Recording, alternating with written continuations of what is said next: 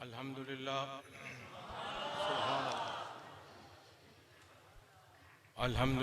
रब्बिल आलमीन वल्आक़िबतु लिल मुत्तक़ीन वस्सलातु वस्सलामु अला सय्यदिल अंबिया वल मुरसलीन व अला आलिहि त्ताहिरीन व अला सहाबिहिल मुहतदीन व अला औलियाइल कामिलीन अर्राशिदीन। अम्मा बाद फ़अऊज़ु बिल्लाहि मिनश शैतानिर रजीम। बिस्मिल्लाहिर रहमानिर रहीम। वाक़ीमिस सलाह इन्नस सलाता तन्हा अनिल फ़हशाइ वल मुनकर वला ज़िक्रुल्लाहि अकबर। सदक़ल्लाहुल अज़ीम व सदक़ रसूलुहुन नबियुल करीमुल अमीन व नहनु अला ज़ालिका लमिनश शाहिदीन व शाकिरीन वल्हम्दुलिल्लाहि रब्बिल आलमीन। अभी स्टेज सेक्रेटरी साहब ने जिन अल्फाज के साथ मेरे लिए अपनी मोहब्बत का इजहार किया, मैं उनका मशकूर हूं, लेकिन मिंबर रसूल पर खड़े होकर गुफ्तगू करना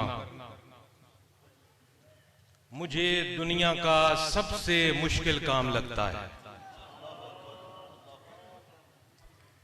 लोग खिताब और तकरीरें बहुत शौक से करते होंगे, मुझे ये इंतहाई मुश्किल काम लगता है। किस लिए मुश्किल लगता है स्टेज सेक्रेटरी साहब? मैं इस वक्त आपके अंगारों पर खड़ा हूं, क्योंकि मैं मिंबर रसूल पर खड़ा हूं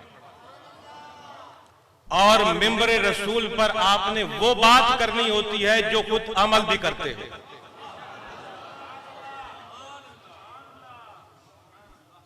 बातें करनी आसान है, अमल एक माना रखता है। इसलिए बहुत ही हिम्मत करके अल्लाह से मदद लेकर और ये निस्बत जो मेरे पीर की है, इसको सहारा बनाकर इस आग के अंगारों पर खड़ा होता हूं कि कुछ गलती हो भी जाए तो माफ फरमाना, क्योंकि मेरे सामने वो फरमान आलीशान आता है कि कितने ही इस उम्मत के ऐसे वाज करने वाले, तकरीरें करने वाले और खुतबात देने वालों को जहन्नम में डाल दिया जाएगा, सिर्फ इस बुनियाद पर कि वो जो बात करते थे उस पर अमल नहीं करते थे। और कल क़यामत के दिन को कहा जाएगा, तुम तकरीर करते थे अपनी वाह वाह के लिए, तुम्हें दुनिया में मिल गई। तुम तकरीर करते थे बड़े अपनी मशहूरी के लिए, इश्तिहारों पर नामों के लिए, बड़े बड़े अलकाबात के लिए, तुम्हें मिल गई। तुम तकरीरें करते थे रकमें मुकाकर और फिक्स करके, वो दुनिया में तुम्हें मिल गए। आज उसमें तुम्हारा हिस्सा कोई नहीं। और यहां मुझे दामाद रसूल, वलियों के सरदार, सैयदों के बाप, शेरे खुदा मौला अली रज़ियल्लाहु ताला अन्हु का वो वाकया याद आ रहा है कि हुजूर के पास एक औरत आई और उसने अर्ज किया, हुजूर मेरा ये बच्चा जो मेरे साथ है ये मीठा बहुत खाता है, इसको आप तंबीह फरमाएं कि इससे इसके दांत भी खराब हो सकते हैं और बीमारी भी हो सकती है, ज्यादा गुड़ मत खाया करें। मौला अली ने फरमाया, जाओ बीबी, कल आना, मैं इसको नसीहत करूंगा। उसने सोचा कि वो बहुत जबरदस्त नसीहत हजूर करने लगे हैं। जब अगले दिन आई तो हजूर ने सिर्फ 2 लफ्ज फरमाए, बेटा मीठा मत खाया करो, इससे तुम्हारे दांत खराब हो जाएंगे। उस औरत ने अर्ज की, हजूर ये आप कल भी फरमा सकते थे। मौला अली ने फरमाया, जिसका नाम लेकर आज मिंबरों पर लोग खड़े होते हैं। बीबी मैं कल खुद गुड़ खा के बैठा था और मैं इस बच्चे को गुड़ खाने से कैसे रोकता। इस मिंबरे रसूल पर, जिस पर मैं सिर्फ सैयद मोहम्मद अब्दुल्ला शाह रहमतुल्लाह अलैह की निस्बत के सदके खड़ा हूं, अपने इल्म, अपनी किसी इज्जत और किसी खूबी की वजह से नहीं खड़ा। ये मेरे लिए जनाब एक आजमाइश की घड़ी है और एक अंगारों, आंख की अंगारों का खड़ा होना। इस मिंबर रसूल पर खड़े होकर हर एक बात करने से पहले 10 बार सोचना पड़ता है कि मेरी जुबान से जो निकल रहा है क्या मेरे किरदार में है। मैं जिस चीज से लोगों को रोक रहा हूं, क्या मैं खुद रुका हूं? मैं जिस अजीम काम की तरफ लोगों को बुला रहा हूं, क्या खुद उस पर गामजन हूं? इसलिए आप लोगों की मोहब्बत है, अलकाबात आपने दिए, वरना तो मैं हजूर सैयद मोहम्मद अब्दुल्ला शाह रहमतुल्लाह अलैह का एक अदना सा गुनाहगार सा मुरीद हूं।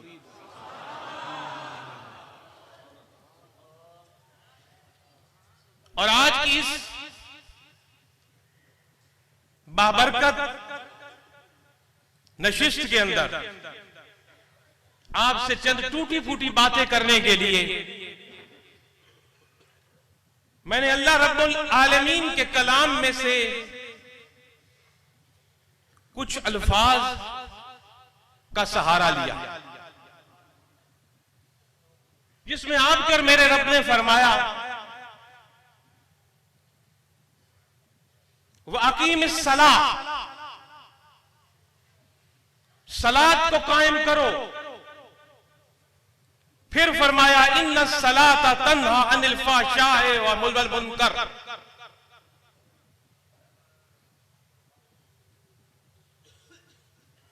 और ये सलात जिसको कायम करने के लिए पहले हिस्से में कहा गया,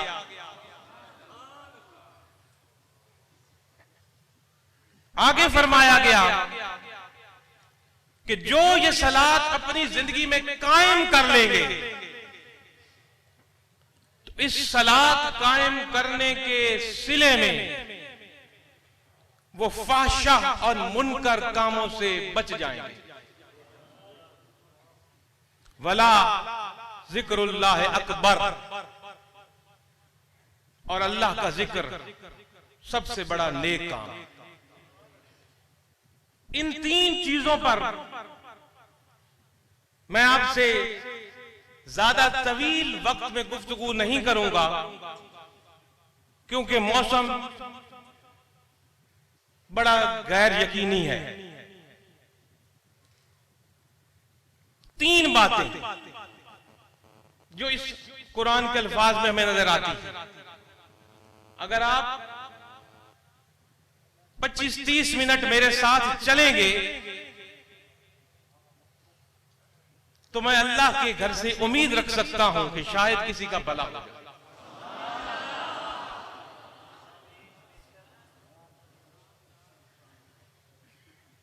पहले आपके मेरे रब ने फरमाया, वाकीमिस सलाह, सलाह को कायम करो, सलात को कायम करो। ये सलात क्या है, मैं इस पर थोड़ी सी गुफ्तगू करूंगा। और फिर फरमाया कि सलात अगर तुमने कायम की तो ये तुम्हें फाहशा और मुनकर से बचाएगी जिंदगी। फिर थोड़ी सी मैं गुफ्तगू करने की कोशिश करूंगा कि ये फाहशा और मुनकर क्या। पहले आते हैं सलात। आम मफहूम में इसको हम उर्दू जुबान में नमाज कहते हैं, जो फारसी जुबान का लफ्ज है, उर्दू का नहीं। नमाज कायम करना, सलात कायम करना क्या है? सलात, नमाज का कायम करना, सलात का कायम करना, ये समझने वाली बात है। और अगर हम नमाज को कायम कर लें तो हम फाहशा से भी बच जाते हैं और मुनकर से भी बच जाते हैं। आपकी समझ आसानी के लिए सलात यानी नमाज के बारे में थोड़ी सी रोशनी डाल दूं। रसूलुल्लाह सल्लल्लाहु अलैहि वसल्लम ने फरमाया, नमाज सलात दीन का सतून है। अब इस सतून को मजबूत करके इस पे दीन इस्लाम की इमारत खड़ी करनी होती है मुसलमान। और दीन किस चीज को कहते हैं? दीन कहते हैं निजाम हयात को। अगर सतून होगा तो उसके ऊपर निजाम हयात आसन होगा, और सिरे से अगर सतून ही ना हो तो बगैर एरे और पिल्लर के जैसे ये छत खड़ी नहीं हो सकती। इसी तरह सलात के कायम करने के बगैर दीन इस्लाम जो एक निजाम हयात है, उसकी इमारत भी हमारे ऊपर खड़ी नहीं हो सकती। रसूलुल्लाह सल्लल्लाहु अलैहि वसल्लम ने फरमाया, नमाज मोमिन की मेराज है। अल्लाह के रसूल की मेराज सर की आंखों से रब का दीदार और हम कलाम होना है। सर की आंखों से जियारत करके हम कलाम होना अल्लाह के रसूल की मेराज है। और उनकी उम्मती की मेराज सलात है।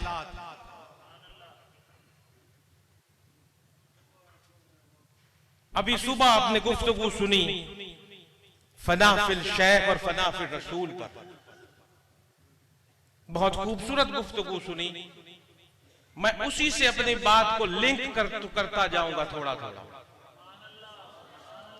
फना फिल रसूल तो बहुत ऊंची बात, फना फिल शेख तो बहुत ऊंची बात। पहले मुरीद तो बनो।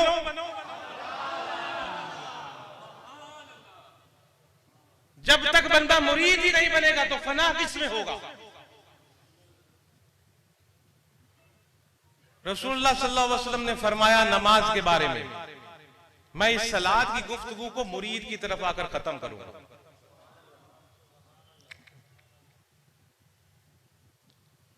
मुझे दुनिया से, रसूलुल्लाह ने फरमाया तुम्हारी दुनिया से 3 चीजें अजीज हैं। एक खुशबू, एक मनकूहा निकाह वाली बीवी, और मेरी आंखों की ठंडक नमाज। हुजूर ने फरमाया 3 चीजें मुझे दुनिया में पसंद है। जब बंदा नमाज के लिए खड़ा होता है, सलात के लिए खड़ा होता है, तो उसके जिस्म के सारे गुनाह उठाकर एक साइड पे कर दिए जाते हैं।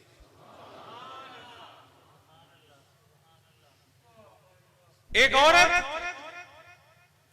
मदीने की गलियों में चीखती चिल्लाती हुई दौड़ी आ रही और पूछती है, रसूलुल्लाह कहां तशरीफ फरमा है? रसूलुल्लाह कहां तशरीफ फरमा? जब उसको हुजूर की बारगाह में ले जाया जाता है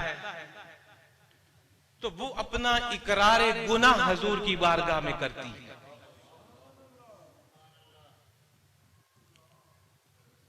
मुरीद हम सब हैं, कितने अपने मुर्शिद की बारगाह में आके इकरार गुनाह करते हैं। समझ रहे मेरी नुक्ता बात समझे आपने?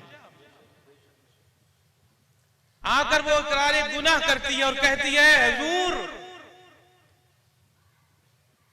जब कहीं से कुछ ना नजर आए तो मुरीद को सिर्फ पीर नजर आता है। मैं बात कर रहा हूं मुरीद, आगे चल के मैं बताऊंगा कि मुरीद किसको कहते हैं। एक मुरीद ये है, जिस तरह ये मुरीद कुतुब अली शाह के मजलिसों में गए, बैठे, माना, जाना, आपके लिए हिदायत है इसे।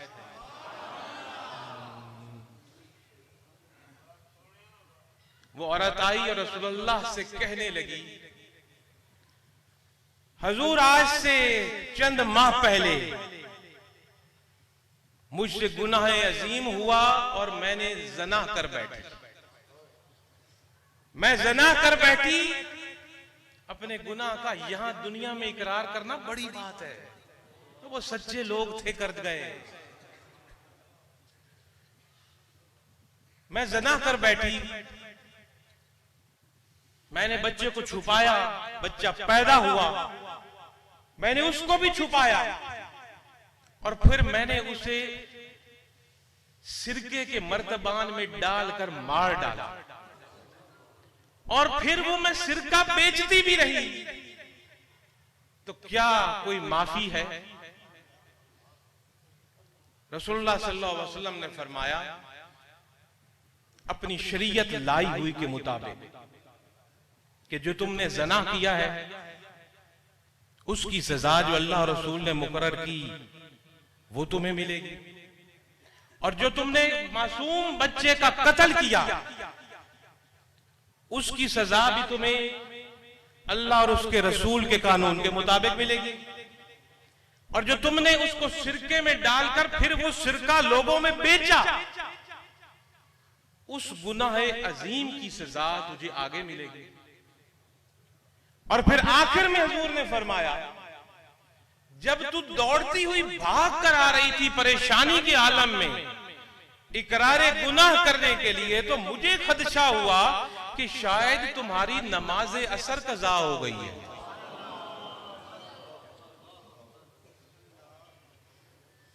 क्या हम आशिकों की आंखों से कभी किसी एक नमाज कज़ा के लिए भी आंसू निकला? दावे तो माशाअल्लाह मेरे समय कहीं के कहीं पहुंचे हुए होते। इसी नमाज के बारे में एक मर्तबा हजरत सलमान फारसी रदी अल्लाह ताला अन्हु खड़े हैं और आपने हजरत सलमान फारसी ने दरख्त को हिलाया, सूखे हुए दरख्त। ये जो सहाबी ऐसे मुरीद थे कि वो अपनी पीर की अदाओं को इख्तियार करते थे। हुजूर कहां बैठे वो बैठते थे, हुजूर कहां खड़े होकर मुस्कुराए वो मुस्कुराते थे, हुजूर ने कहां बैठकर पानी तनावुल किया, खाना तनावुल फरमाया वो वैसे करते थे। कई वाकयात आते हैं, मदीने से बाहर साहबी निकले, सवारी से उतरकर बैठ गए, फिर चढ़ गए। गुलाम ने कहा हुजूर क्या? मैंने अपने पीर को देखा था, ऐसे ही उतरे थे ऐसे ही चढ़े। तो हजरत सलमान फारसी ने भी एक खुश दरख्त की टहनी को हिलाया, पत्ते गिरे। साथ उनकी जो उनके खादिम मौजूद थे उन्होंने पूछा सलमान फारसी ने, मुझसे तुमने पूछा नहीं मैंने ऐसे क्यों किया? उन्होंने कहा हुजूर खुद फरशाद फरमाइए। आपने कहा मैंने एक दिन रसूलुल्लाह को ऐसे करते देखा कि वो खुश्क टहनी पकड़ी, हिलाई, और जब पत्ते गिरे तो उसके बाद रसूलुल्लाह ने फरमाया जिस तरह इस दरख्त से पत्ते गिर रहे हैं नमाज पढ़ने वाले नमाजी के गुनाह ऐसे ही झड़ते हैं।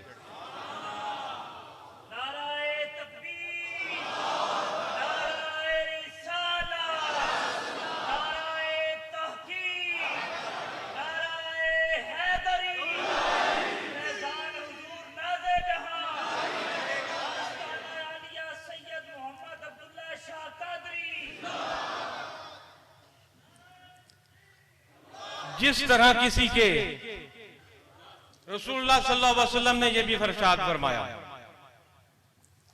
जिस तरह किसी के घर के सामने से नदी गुजरे और रोजाना 5 मरतबा उसमें नहाए, सलात जिस तरह उसके जिस्म पर बदन पर कोई मैल नहीं रहेगा, दिन में 5 मरतबा नहाने से सलात को कायम करने वाले के बदन पर भी कोई गुनाह नहीं रहेगा। सलात की जो सूरत नमाज में हमें नजर आती है,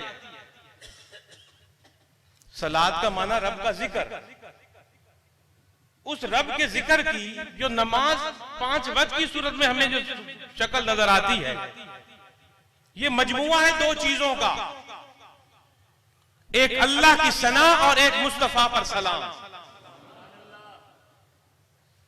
किस चीज का मजमुआ है? अल्लाह की सना और रब के महबूब पर सलाम। अल्लाह अकबर के बाद क़ियाम में अल्लाह की सना, रकू में अल्लाह की सना, सजदे में अल्लाह की सना, कौमा में अल्लाह की सना, जलसे में अल्लाह की सना, और अब अत्तहियात के बाद अय्युहन नबी पर सलाम पढ़कर उस सना की कबूलियत का वक्त, और फिर सलाम के बाद मुस्तफा और मुस्तफा की आल पर दरूद पढ़कर उस नमाज को मुकम्मल करने का तरीका। ये ज़ाहिरी नमाज की सूरत है। अब मैं यहां बात कोड करूंगा अपने पीरो मुर्शिद हजरत सैयद मोहम्मद नवाज शाह रहमतुल्लाह अलैह।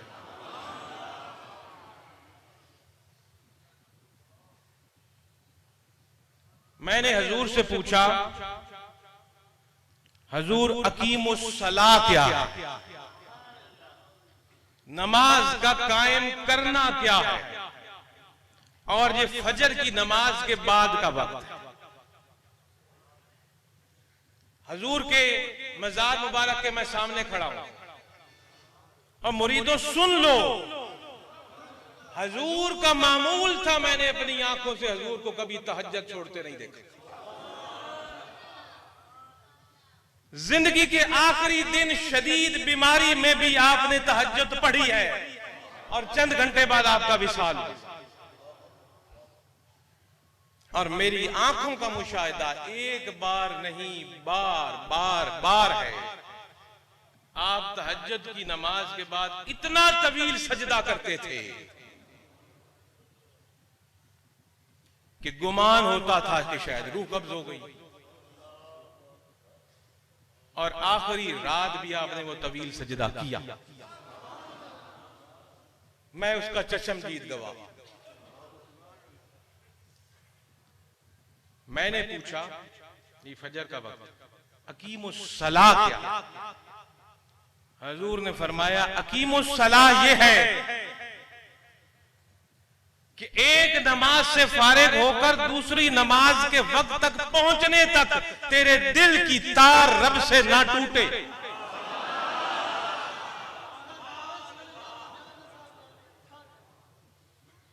हम बड़े बड़े मुफ्तियों की तफसीरें देखते हैं अकीमुस्सलाह।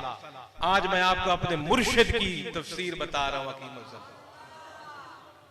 आप एक नमाज से लेकर दूसरी नमाज के दौरान, यानी फजर तुमने पढ़ी है और फजर के 2 फर्ज अदा करने के बाद जब तूने सलाम फेरा है और मुसल्ले से उतरा है या मस्जिद से बाहर आया है, अब दिल की तार लगी रहे फिर भी, और तेरा कदम जोहर तक किसी ऐसी तरफ न जाए जो रब से गफलत जाहिर करे, तेरी आंख वो न देखे जिससे रब ने रोका है, तेरे कान वो ना सुने जिससे रब ने सुनना मना किया है, तेरे हाथ उधर ना बढ़े जिधर ते जनाबे वाला रब ने ना पसंद किया है हाथों का बढ़ना, तेरे जुबान से अगली नमाज तक कोई ऐसा कलाम ना निकले, ना लोगों के साथ, ना बच्चों के साथ, ना पूरे मुआशरे में, जो रब ने नापसंद फरमाया है।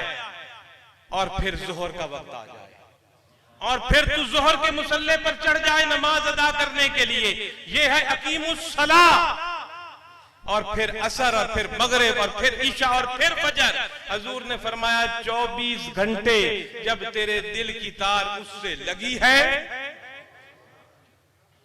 ये है अकीमुस्सलाह व अकीमिस्सलाह। ये रब ने कहा कायम करो सलात को।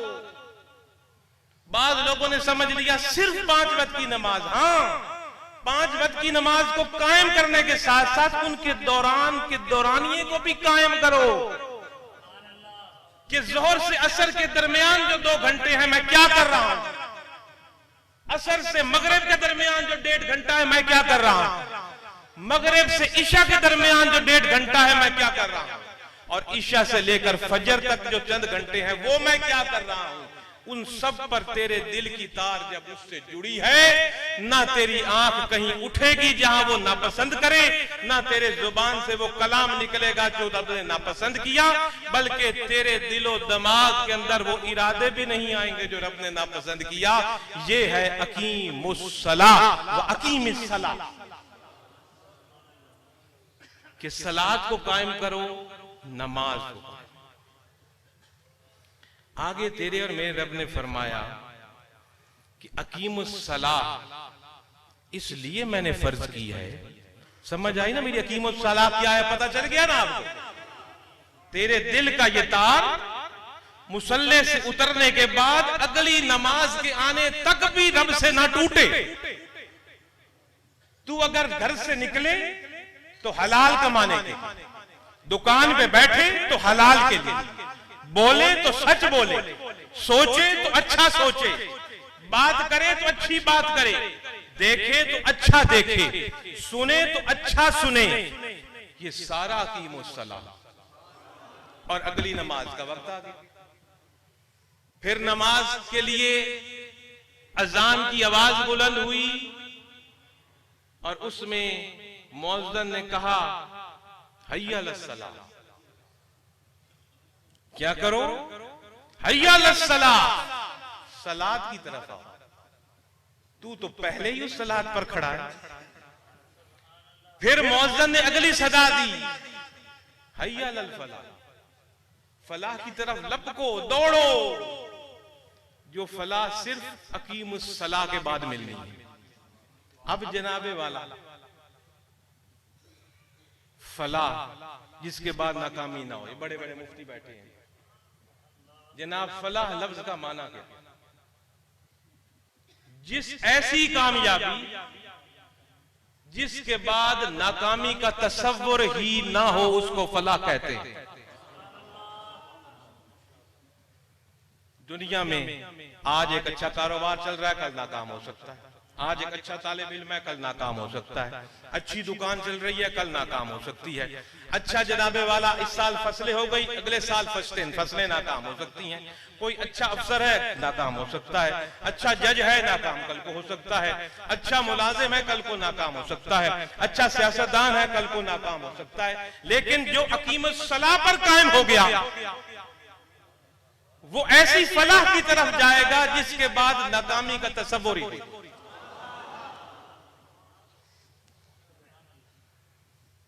इसीलिए तेरे और मेरे रब ने कुरान पाक में फरमाया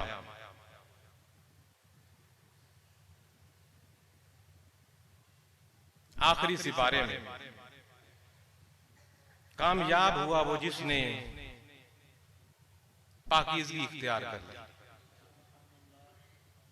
आखिरी सिपारे में है कद अफलाहा मन तज़क्का। कामयाब हो गया जिसने पाकीज़गी इख्तियार कर ली। और सलात नाम है रूह और बातिन की पाकीज़गी।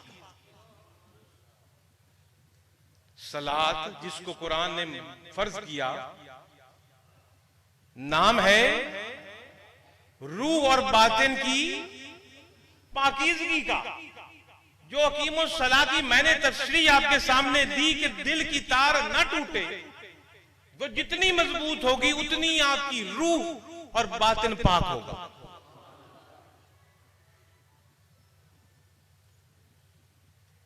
अब अगले लफ्ज रब ने फरमाए कि बड़े लोग कहते हैं जनाब हम नमाज तो पढ़ रहे हैं, हमें फर्क कोई नहीं पड़ता। बड़ी लोगों को आपने ये भी देखा होगा, यहां इतना बड़ा मेहराब होता है कि देख के बंदा खौफजदा हो जाता है, लेकिन दुकान पे बैठ के झूठ बोल रहे होते। मुशाहिदा मेरा तो है, आपका है कि बड़ी लंबी लंबी दाढ़ी, गिट्टों से ऊपर सलवारें, अजान खत्म नहीं होती तो मस्जिद में पहले, लेकिन जब दुकान में आना है तो खाल खींच लो जनाब का। हर कोई नहीं, चंद ऐसे लोग हैं नजर आते हैं। हर दाढ़ी वाले को, हर शलवार ऊपर रखने वाले को मैं तनकीद का निशाना नहीं बता रहा, मैं ये कह रहा हूं कि जाहिर उनका क्या होता है, इसलिए मैंने ये मिसाल दे दी कि जाहिर आप देखें क्या होता है सलात पढ़ने के बावजूद, लेकिन रूह के अंदर रूह ना पाकीज़ा होती है और ना बातिन पाकीज़ा होता है, इसलिए रब की मखलूक के साथ धोखे करते हैं। लेकिन अच्छे लोग भी हैं। बाज लोग कहते हैं ये कि नमाज हमें कोई फायदा नहीं दे रही। भाई उनसे पूछो, आपने अकीमो सलात की है?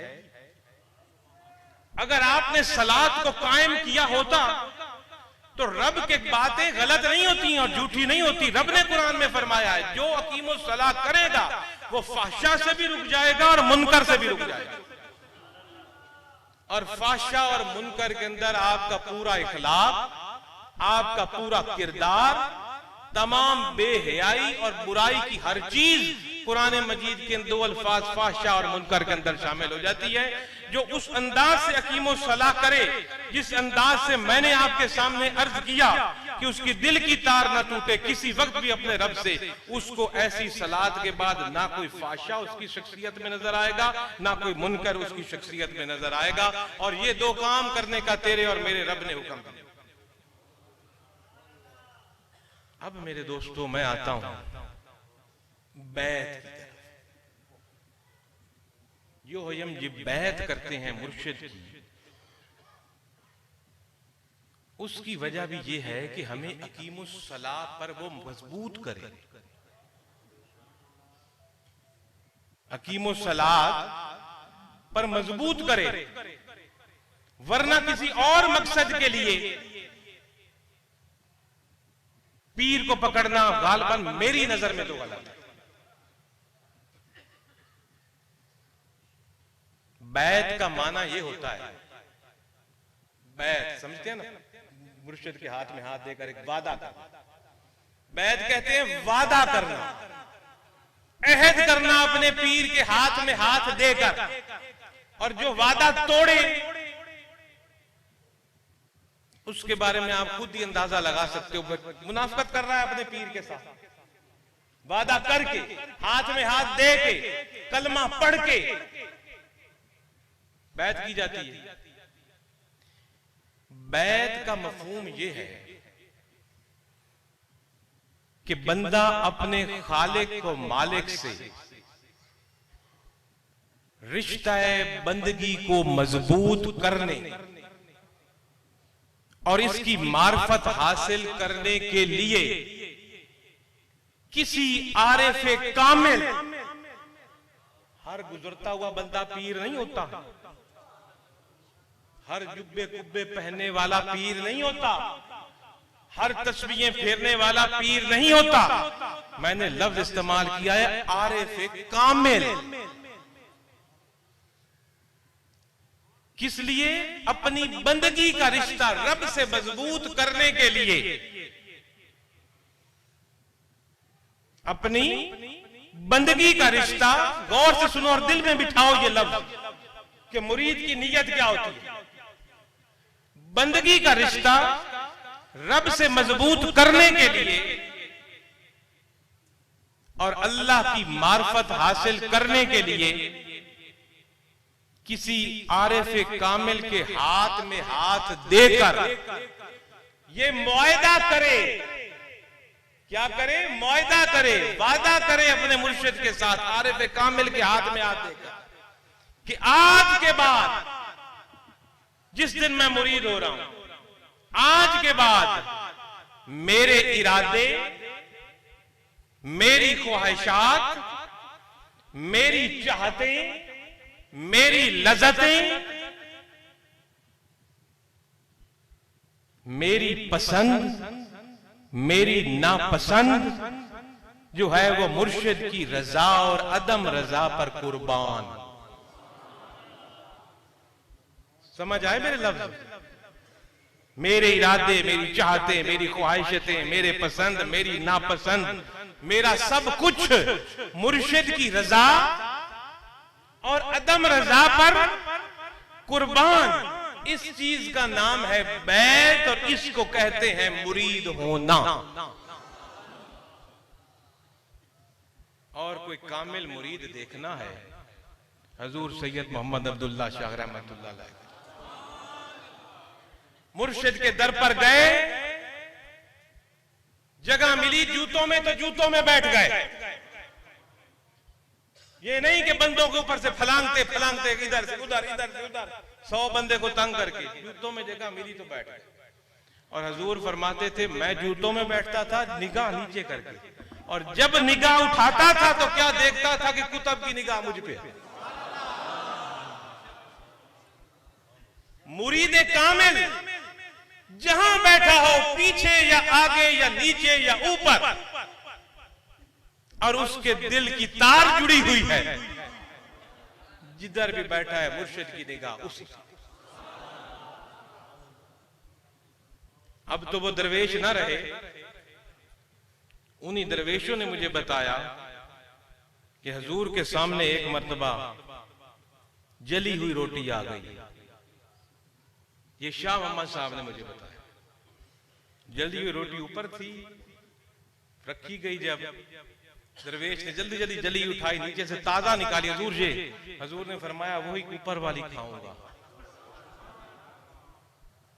शायद मेरी आजमाइश हो, ये लंगर है। सैयद मोहम्मद अब्दुल्ला शाह रहमतुल्लाह जिन पर मेरी जान माल औलाद कुर्बान, आप अपने मुर्शिद के दर पर जाके मिट्टी के प्याले धोते थे, आप गारा बनाते थे, आप ईंटें उठाते थे, आपने मिट्टी उठा उठाकर वहां दीवारें बनाई और लंगर का काम। अपनी पसंद खत्म, नापसंद खत्म, चाहते खत्म, चौधराटियां खत्म, चौधरीपन खत्म, सब कुछ मुर्शिद की रजा और अदम रजा पर कुर्बान कर देने का नाम मुरीदी और बैत करना होता है। और फिर मुर्शिद की बात पर यकीन भी करना चाहिए।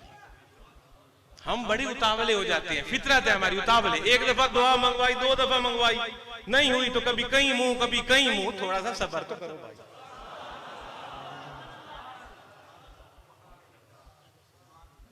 एक बच्चा हो, वो घर में खेल रहा हो और वो जिद करे कि मैंने आग में हाथ डालना है, माँ उससे प्यार करती है ना, वो पीछे हटाती है, कहती है रोते रहो लेकिन आग में हाथ नहीं डालने दूंगी क्योंकि तेरे ये नुकसानदेह है। अब वो बच्चे को अगर रोते देखे तो कहे डाल भाई हाथ, रोज डाल ले हाथ, लेकिन वो देखती है कि आग में हाथ डालना उसके लिए मुनासिब नहीं है, अच्छा नहीं है, सारा जल जाएगा। उसको रोकती है, यहां तक कि कभी गुस्से में थप्पड़ भी मार देती है कि पीछे हट, जिद ना कर। इसी तरह एक मुरीद जो हट के जिद करे पीर के आगे, पीर कह रहे जो तू मांग रहा है तेरे लिए फायदामंद नहीं है, जल जाएगा। उसमें कोई हिकमत होती है, हमारी आंख नहीं देख रही होती, थोड़ा सा सब्र कर ले और बहुत अच्छा मिलेगा। नाराए तकबीर, नाराए रिसालत, फैज़ान हुज़ूर ताज़े जहां, आस्ताना अलिया सैयद मोहम्मद अब्दुल्ला शाह कादरी। क्योंकि जब तू मुरीद हो गया है, बैत हो गया, जो तेरी रजा और रजा, तेरी पसंद और नापसंद तो मुर्शिद की रजा और अदम रजा में कुर्बान हो गई है। वो नहीं दे रहा, अगर दे रही तो शायद वो अब उस बच्चे को माँ जो रोक रही, जो क्या हम कहेंगे, बच्चा जो माँ जो है वो नफरत करती है बच्चे से, तो उसको फायदे के लिए रोक रही थी आग में ना जाओ, लेकिन बच्चे का दिमाग नहीं समझ रहा कि आग मेरे लिए नुकसानदेह है। इसलिए तू और मैं भी बच्चे हैं, अकल के अंधे हैं, हमें नहीं पता कि कल क्या होना है, हमें नहीं पता शाम को क्या होना है। मुर्शिद पर छोड़ फिर देख।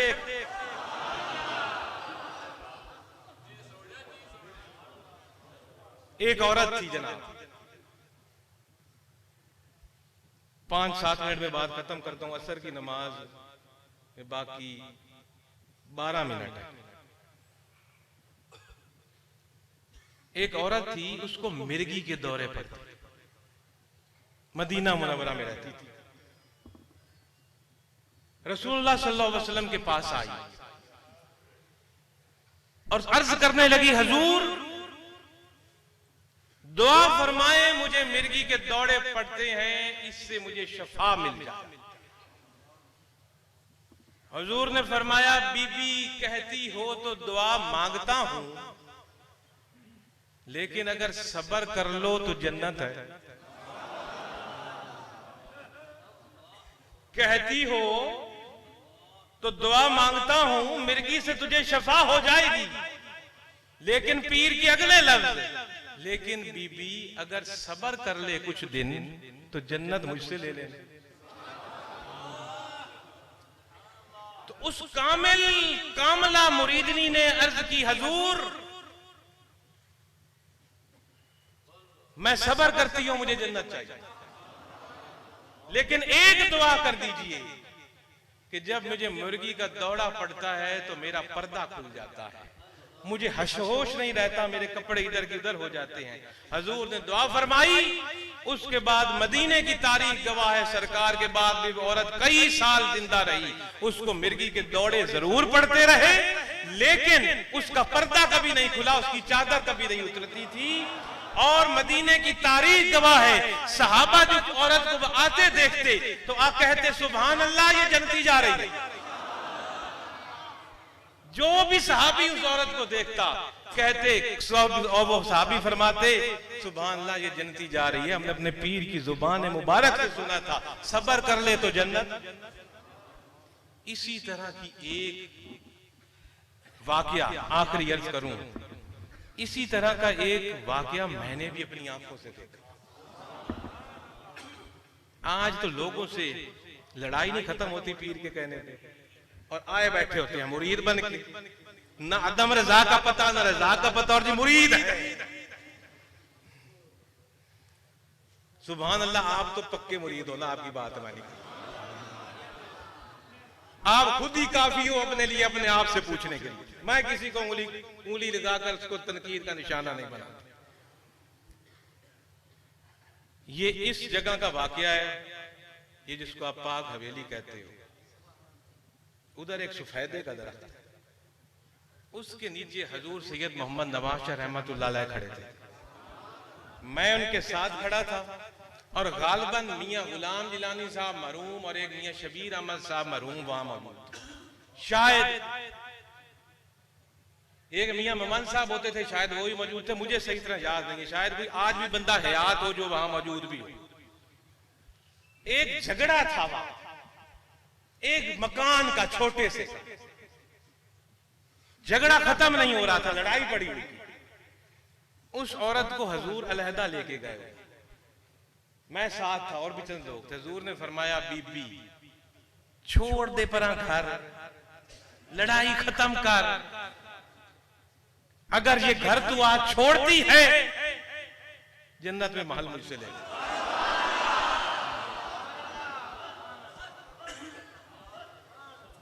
अब वो कुरान के अल्फाज पर आओ कि कुरान हिदायत तो सबके लिए है, हुदल लिल मुत्तकीन, लेकिन इससे फायदा वो उठाते हैं जिनकी पहली सिफ्त ये है कि वो ईमान बिल गैब पर यकीन रखते हैं।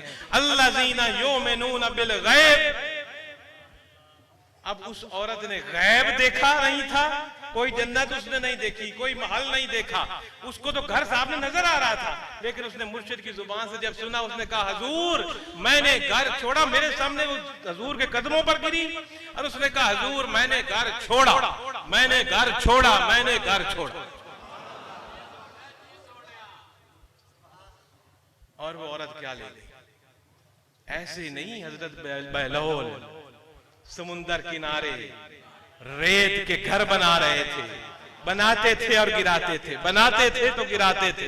रेत के बीबी जुबैदा हारून रशीद की बीवी पास से गुजरी तो पूछने लगी, बाबा ये क्या बना रहे हो? तो बहलोल ने फरमाया, जन्नत की महल बना रहा। अब बज़ाहिर तो क्या नजर आ रहा था? जुबैदा ने कहा, मुझे भी चाहिए।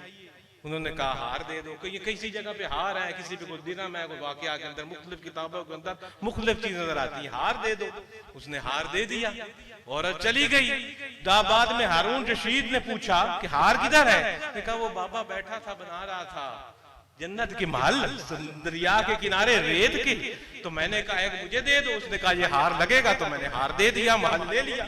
उसने कहा किसी फराडिये के मत्थे लगी हो भला, भला अब ये जन्नत के महल यहाँ मिलते हैं। रात को सोया तो ख्वाब में देखता है कि हशर का मैदान है और एक महल के सामने से गुजर रहा है, महल के ऊपर लिखा हुआ है कि जुबैदा का महल। अंदर जाने लगता है तो फरिश्ते रोक लेते हैं, भाई तेरा नहीं। उसने कहा मेरी बीवी का है। उसने कहा बीवी दुनिया में होगी, यहां नहीं है, ये जुबैदा का है, तेरा नहीं है। आंख खुल गई, सुबह दौड़ा वहीं दरिया के किनारे जहां वो बाबा देखा फिर महल बना रहा है रेत के।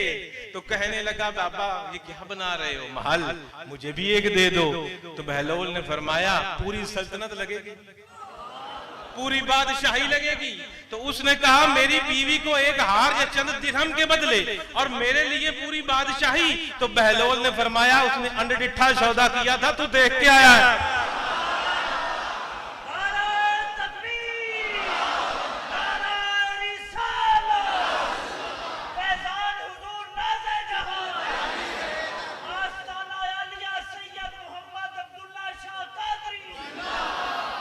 लिहाजा मेरे भाइयों, पीर भाइयों, हमें नहीं पता कि क्या चीज हमारे लिए फायदेमंद है, क्या नुकसानदेह है।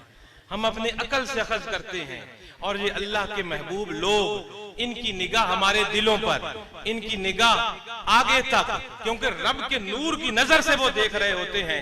क्यों? मोमिन की फरासत से डरो कि वो अल्लाह की अता करदा ताकत से देख रहा होता है। इन लोगों पर मांगो जरूर आकर अपने पीर से, मांगो जरूर के रब से लेके दे, देने वाला रब है, हकीकी मालिक अल्लाह, हर चीज का मालिक अल्लाह, हर चीज का जाती मालिक अल्लाह। बाकी के पास, किसी के पास भी कुछ है तो रब की अता है। इसी तरह से इल्म भी जाती अल्लाह का, रसूल नबी पाक के पास भी जो इल्म है अताई, और औलिया कराम के पास भी जो इल्म है वो भी अताई, जाती सिर्फ रब का है। इनके पास भी रब का अता करदा इल्म है। मांगो जरूर पीर से। बंदा पीर से ना मांगे तो किससे मांगे, किधर जाए? कि रब से लेके तो हमें ढंग नहीं आता मांगने का, हमें सलीका नहीं आता मांगने का। जैसे वो बहाउद्दीन ज़करिया के पास वो औरत गई थी, हजूर मेरे लिए औलाद की दुआ मांगी। हजूर ने फरमाया बीबी तेरी किस्मत में है ही कोई नहीं, मैंने लौह महफूज में देखा है। वो रोती हुई बाहर निकली तो बाहर हजूर का पोता खड़ा था और उसने कहा बीबी तुझे मांगना नहीं आया, जा हजूर से कह दे, और मुझे नहीं है तो हजूर लिख दे लौह महफूज में। तो मेरे भाइयों, अगर मांगो जरूर, अल्लाह से मांगो, रसूलुल्लाह के वसीले से अल्लाह से मांगो, मुर्शिद कामिल के वसीले से अल्लाह से मांगो। लेकिन अगर देर हो जाए तो जिद मत करो, उसके दरबार में देर है अंधेर नहीं है। और जब देर के बाद देगा तो छप्पड़ फाड़ के देगा, लेकिन अगर जिद करके लेगा तो जैसे बच्चा आग में जल सकता है तो भी कहीं जल ना जाए। और अल्लाह की रस्सी को मजबूती से थाम लो। वतवासौ बिहब्लिल्लाहि जमीअन वला तफर्रकू। अल्लाह की रस्सी रसूल करीम की ज़ाते पाक है, हजूर की शख्सियत ही अल्लाह की रस्सी है। इसको मजबूती से थामो। इसका मफहूम यह है कि हजूर की दी हुई शरीयत को थामो। अपने दिन रात दिन उठना बैठना, चलना फिरना, कमाना, कारोबार करना, सियासत करना, रियासतें चलाना, इबादत करना, तमाम के तमाम हजूर की शरीयत के ताबे लेकर आ जाओ। ये है अल्लाह की रस्सी को पकड़ना। और आपस में तफरके में मत पड़ो। रब का करम है, ऐसी महफिल हमें अता कर देता है जिसमें हमें कोई अच्छी बात सुनने को मिल जाती है। मैंने जो टूटी फूटी गुजारिशात की बड़े मुश्किल से की, इसीलिए मुझे कोई तकरीरें करने का ज्यादा शौक भी नहीं है, ज्यादा मैं वो डर लगता है भाई, खुद तो अमल है कोई नहीं, लेकिन फिर भी कोशिश की जाती है जितना अमल है उतनी गुफ्तगू कर ली जाए। तो अल्लाह रब्बुल इज्जत जो कुछ मैंने टूटे फूटे अल्फाज कहे उनको कबूल और मंजूर फरमाए, और हमारा आना बैठना सुनना सुनाना यहाँ कबूल करे। हमें गुनाहगार जैसे भी आए थे तेरे नेक लोगों के संग लग गए हैं, हमारी खताएं माफ फरमा, हमें मुसीबत से इस दुनिया में भी निजात दे, कब्र में भी और हशर में भी। हमें और हमारी औलादों को सेहत अता फरमा, हमें अपना फरमा बरदार बना, हमें अपनी औलाद को भी फरमा बरदार बना, हमारे रोजी में बरकत पैदा फरमा, हमें सेहत अता फरमा। इस मुल्क के पाकिस्तान और उम्मत मुसलमा को अल्लाह रब्बुल इज्जत कोरोना वायरस जैसी बीमारी से महफूज फरमाए, क्योंकि यहां तो अगर हो गया तो हमारे पास तो माशाअल्लाह इल्ला माशाअल्लाह को वसाइल ही कोई नहीं, तो हमें तुझे करम से महफूज फरमा। और इंशाअल्लाह रब की तरफ से आजमाइशें आती हैं और टल भी जाते हैं, अंधेर नहीं है। आप जो हो उस पर शुक्र करो, उसका हुक्म है, जो मिले शुक्र करो, जो ना मिले सब्र करो, तो बहुत कुछ देगा। और आखिर में एक ऐलान है जिसको गौर से सुनिए सब लोग। ये जिस आज के खत्म की महफिल में हम बैठे हैं, जिसको आप जी 4 मार्च का उर्स कहते हो, तो इसकी तारीख तब्दील करने का ऐलान है।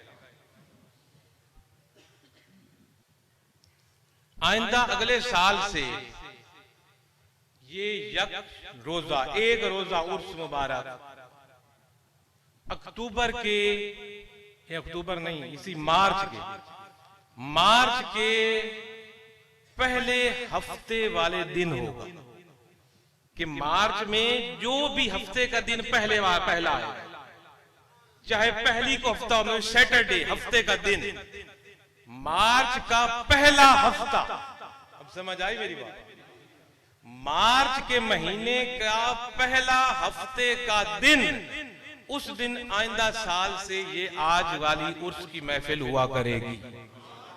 चाहे वो पहला तारीख को आ जाए, 2 को आ जाए, 3 को आ जाए, 4 को आ जाए, 5 को, जब भी आ जाए। और मैंने कैलेंडर देखा है, अगले साल 6 मार्च हफ्ते का दिन, अगले साल मार्च का पहला हफ्ता 6 मार्च को आता है। कैलेंडर किसी के हाथ में है, ये मोबाइल में होता है, वो देख भी सकता है। तो अगले साल ये आज की महफिल उर्स पाक की एक रोजा ये 6 मार्च को होगी, और ये इस तरह आप 50 साल आगे तक की तारीख निकाल सकते हो। मैंने अर्ज किया मार्च का पहला हफ्ते का दिन, हफ्ता इतवार सोमवार मंगल बुध जो दिन होते हैं वो उसकी मैं बात कर रहा हूँ, पूरे 8 दिन के हफ्ते की बात नहीं मैं कर रहा, कि पहले हफ्ते का दिन सैटरडे, जो भी पहला सैटरडे होगा मार्च के महीने का, उसके दिन ये जनाब उर्स हुआ करेगा। इसमें कई लोग जनाब इसमें शिरकत करने से माजूर रह जाते हैं। वो 3 रोजा उर्स तो होता है ना, कोई पहले दिन आ जाता है, कोई दूसरे दिन आ जाता है, कोई तीसरे दिन आ जाता है, तो फिर में शिरकत हो जाती है। तो ये इस तरह लोगों को सहूलत होगी, जो मुलाजिम लोग हैं उनको सहूलत होगी वीकेंड के हिसाब से, जो तालिब इल्म है उनको सहूलत होगी, नौकरी पेशा लोगों को सहूलत होगी कि जी जो मार्च का पहला हफ्ते का दिन है उस दिन जी उर्स होगा। तारीख आप हर साल देख सकते हो कैलेंडर में, वो कोई चांद वाली बात तो है नहीं, ये तो फिक्स कैलेंडर है, शमसी कैलेंडर है। और अगले साल पहला हफ्ते का दिन 6 मार्च को है, 6 मार्च को उर्स होगा। तो ये एक तारीख तब्दीली का ऐलान था। इस पर इन्हीं बातों से मैं आपसे इजाजत चाहूंगा, और जो लोग खत्म पढ़ने वाले हैं उनसे मैं गुजारिश करूंगा कि थोड़ा सा खत्म आज मुख्तसर पढ़ें। वो जनाब सूरा मुल्क पढ़ने की जरूरत नहीं है, थोड़ा सा मुख्तसर पढ़ें जब मौसम बारिश का लोगों के जाने के लिए। तो अल्लाह हम सबका हामी और नासिर हो। वाखिर दावाना अल्हम्दुलिल्लाह।